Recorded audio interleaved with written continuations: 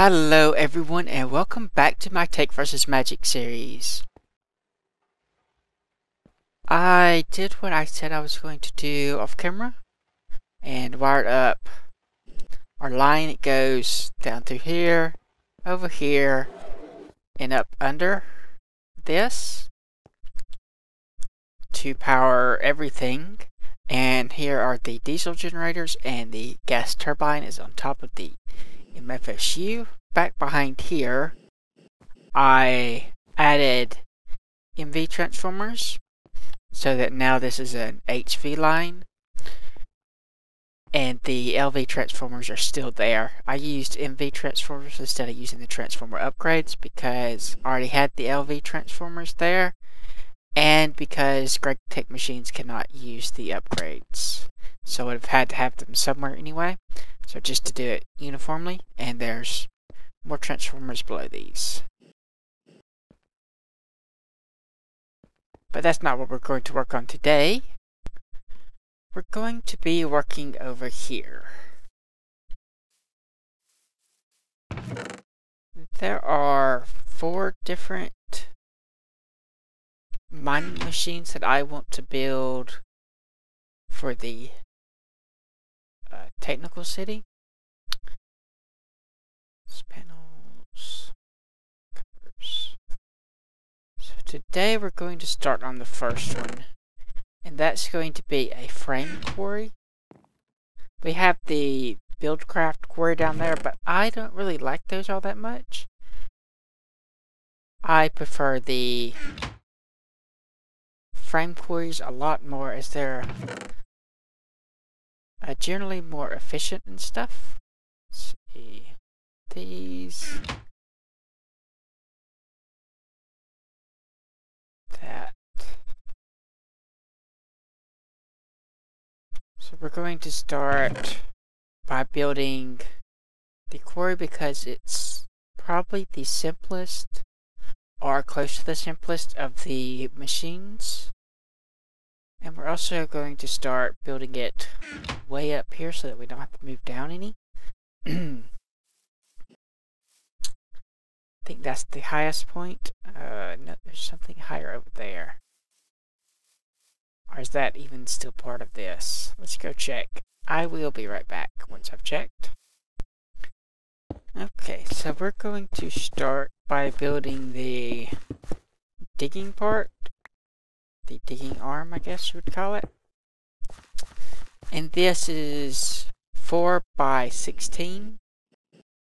I was originally just going to do 2 by 16, but you need at least 3 wide for the upper arm that goes up like this to keep it away from the walls.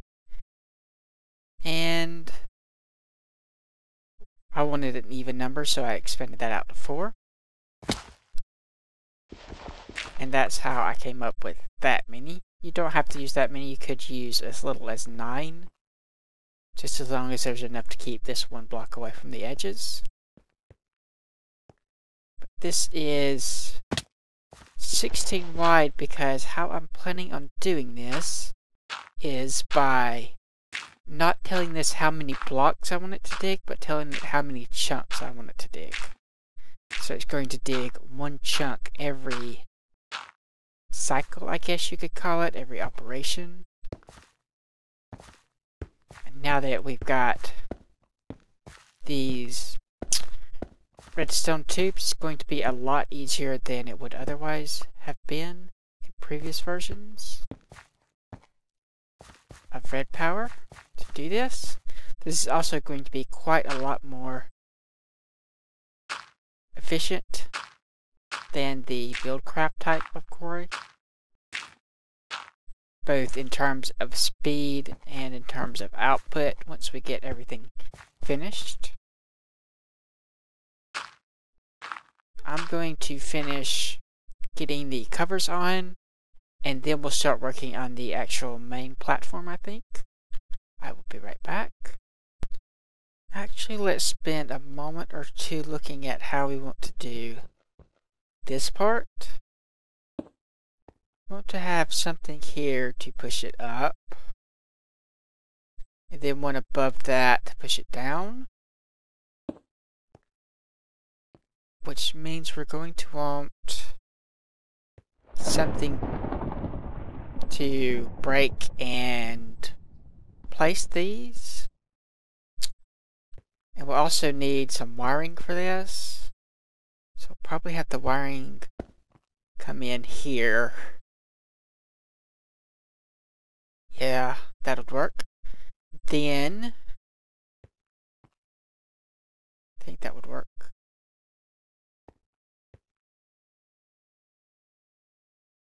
Possibly we may have to move this over one more. But we'll do the deployer up above. Block breaker also right here. We'll just place this way and then turn it. Whoops. And place the block breaker and turn it to. Ooh.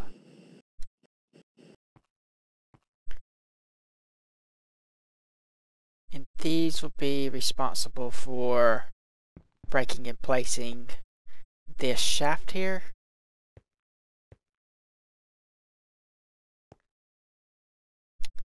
Just going to control how we move this up and down.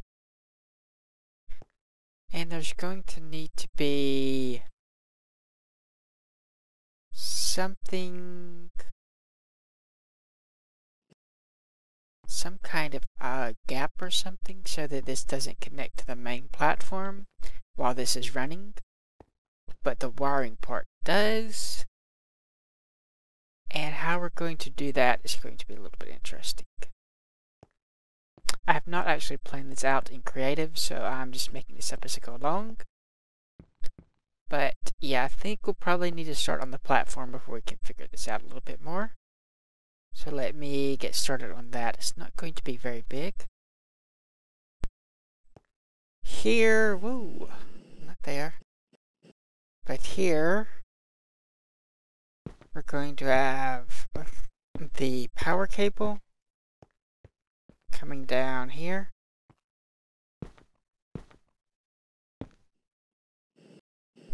We could probably actually use bat boxes here so that we don't need the actual wire. And it has a little extra charge. That would work even better.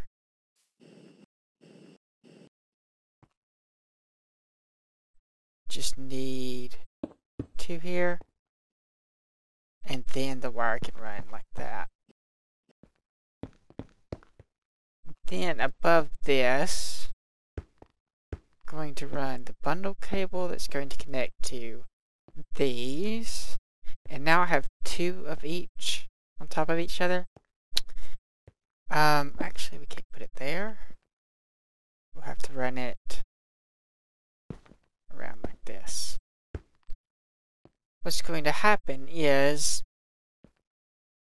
the bottom one's going to be the up and down one, but this top one is going to control whether or not it's connected to this part of the thing. And the pulses are going to come probably from up here.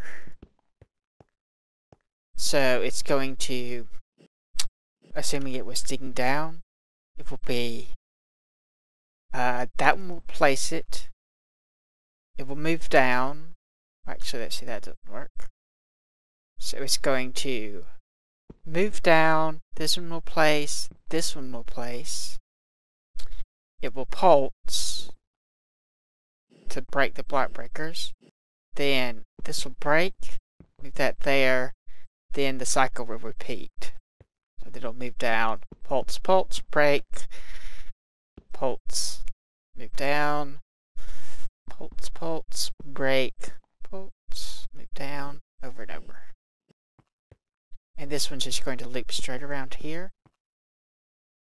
So these could... No, they wouldn't. Shouldn't be on the same circuit. That would be bad. You would get that bug. Okay, but this, these need to have their tubes connected though. We'll do it that way. These are going to be both connected to each other. And to do that, we're just going to run some of the plain and redstone tube stuff. There's a redstone. Plain tube frames.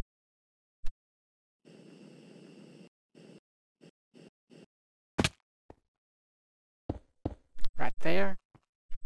And also right there.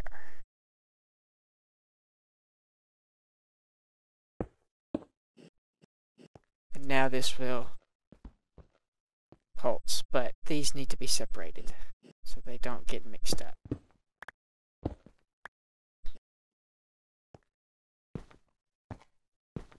Like that.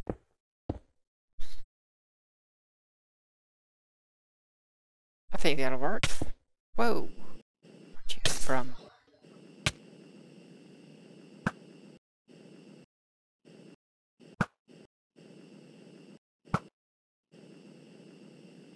Did I get it? Nope.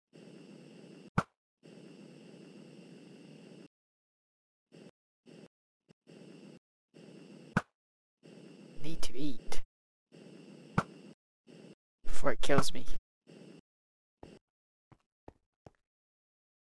Ah, whew. It's all over the place here. Don't know what the flux is at. Okay, got him. Right, where were we? So we've got the power line, and then we'll have the bundle cable line. 2. Which will, of course, split to multiple different colors to power this and these two and those two. Yep, all those things. First one we're going to do is this one.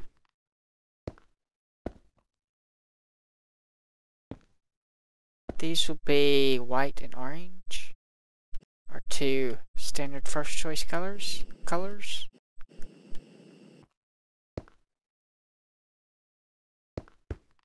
There. Then right there, right? I think that's connected now. I don't have any orange on me. But let's see, I think we'll want white to be down and orange to be up. I'm just going to put a white one there for now, and I'll change it later once I get some dyes. I have some, I think, in my inventory somewhere, in one of my bags. And I think I'm going to see about how I'm going to wire these and be right back. And we're back. So we have this set up, I think, completely. We have white and orange controls the frame motors. Then we go around here and we have light blue, and then the next color is magenta. Control these top two, this block breaker and this deployer.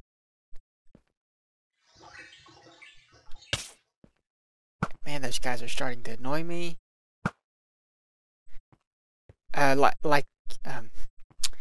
The way I have these is a little trick you can use to get these, so you can do this on one block when it's right back behind here. This one going this way, if you just have it like this. Okay, I did break that, didn't I? It says I broke it, but it hasn't updated. There it goes. If you just have it like that, it won't connect to the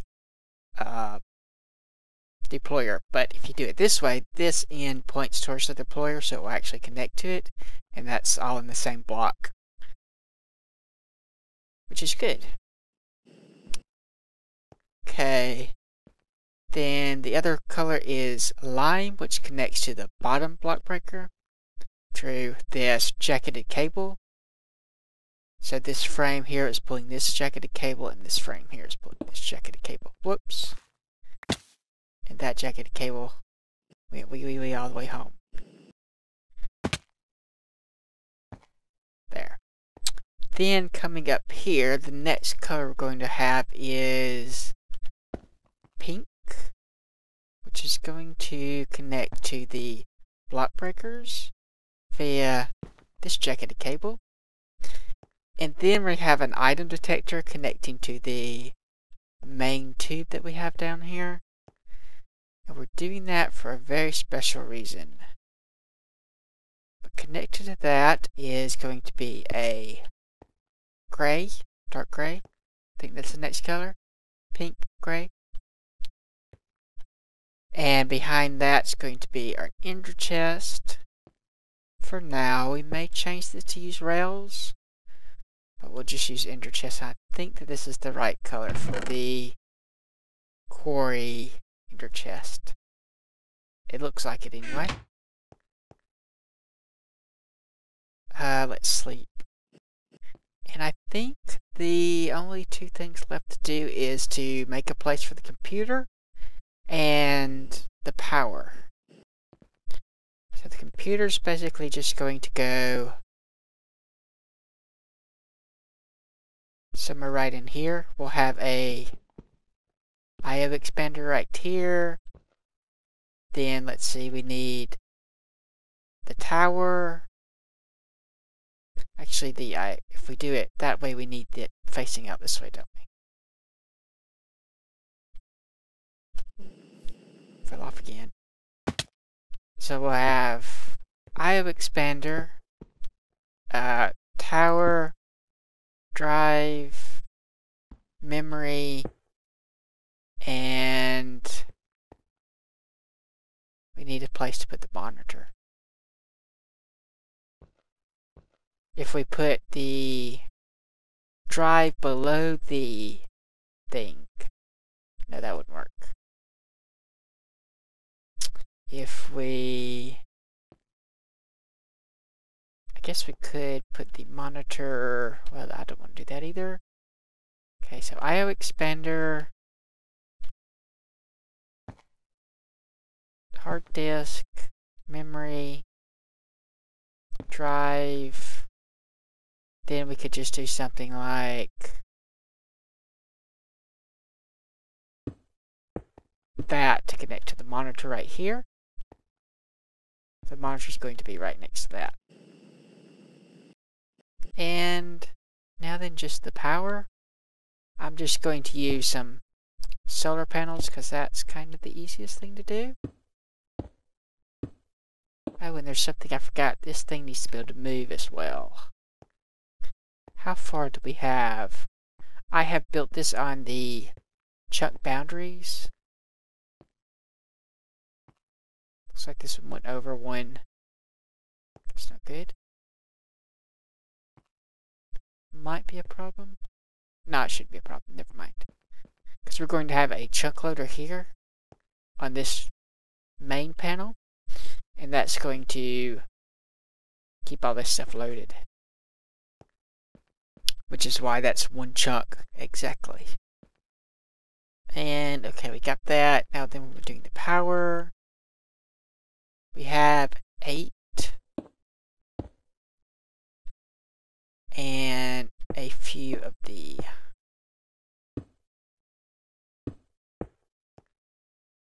I can't think of the word. We have 8 solar panels and a few of the bat boxes.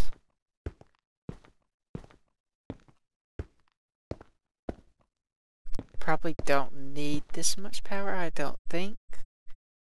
But better safe than sorry. Let's just grab those.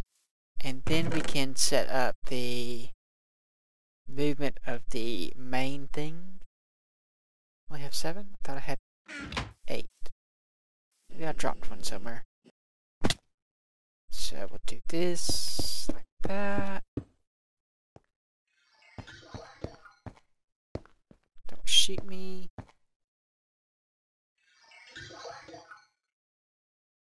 shoot you. Be still. Just please die. Come on, it's bouncing off of you. Okay. So that's got the power taken care of. The movement of the drilling head taken care of. The items taken care of. And the computer placement taken care of. So now then, we just need that one last thing. Figure out how to move this. Which is going to be fairly simple. It's only going to move in 4 directions. This way, and this way. And we have the frames for that, so the motors for that. Let me get that done, and I will be right back. Okay, I think I've got those done. We have these 2, or these 4, going this way and this way. They're both pretty much mirrors of each other. There's a bat box on top. This one is facing in the same direction as the bottom one. So that when this pulses, it's going to move everything this way and end up on top of this. Then the next pulse will push it back in the standard inchworm drive. Then the power goes around and underneath, connects to the bottom one, and from here we're going to connect these together.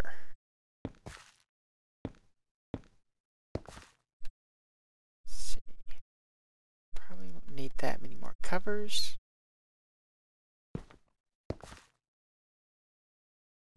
Okay.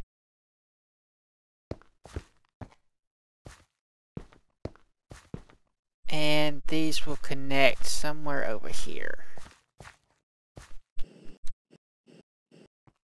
Underneath this.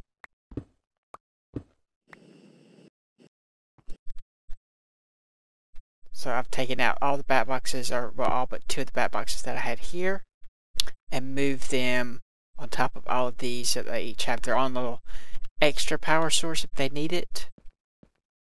That's also to kind of distribute the voltage a little bit, which I'm not sure is a good idea or a bad idea. But we are almost finished with this. So where was that? Here. Fall off again.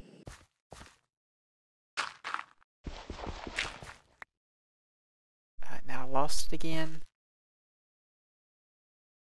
Okay, where is it? Is that it? Yeah, that's it, I think. Yeah, that's it. So we'll just do this, and then we'll just run straight this way till it connects. And the other 2 have already been connected over there. These 2, actually let's sleep and make it daylight so we can see.